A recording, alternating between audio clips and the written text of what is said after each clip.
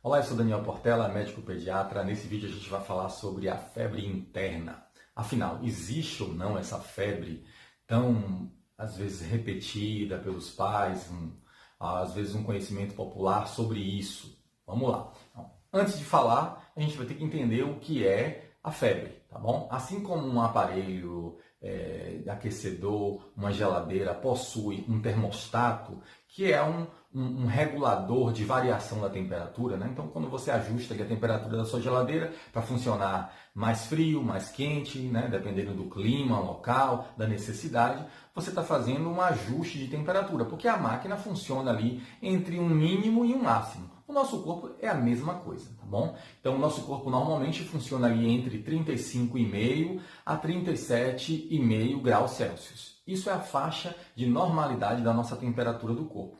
E essa temperatura é de todo o corpo, tá bom? O que acontece? A gente afere, a gente mede essa temperatura em uma parte do corpo. Normalmente a gente utiliza a axila. Então a gente coloca o termômetro ali debaixo do braço, espera 3 a 5 minutinhos e ele vai te dar uma temperatura. Essa temperatura que foi medida lá na axila, ela estima a temperatura de todo o corpo.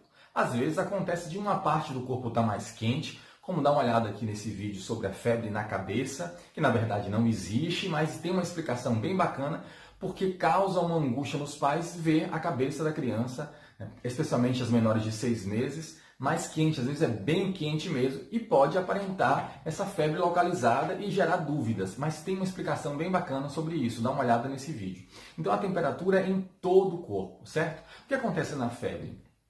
O seu corpo, por algum motivo, ele vai necessitar um aumento de temperatura.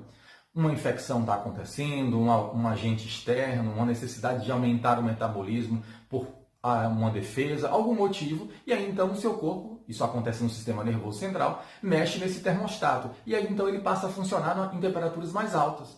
Temperaturas aí acima de 37,8, chegando a 39 e até 40 graus ou um pouco mais disso.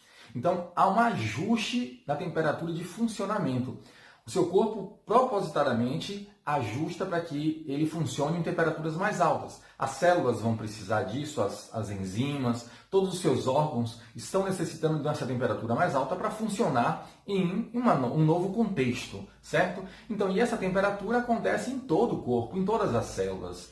A gente só estima, né, faz uma aferição, uma medição da temperatura na axila, para estimar a temperatura de todo o corpo. Então, não existe uma temperatura interna, externa, uma febre localizada ou uma febre interna. Se você tem febre ou não, essa temperatura vai ultrapassar o valor de 37,8, alcançar pelo menos 37,8 ou mais, aferidos, né, medidos com o termômetro na axila. Isso aí é a definição de febre, ok?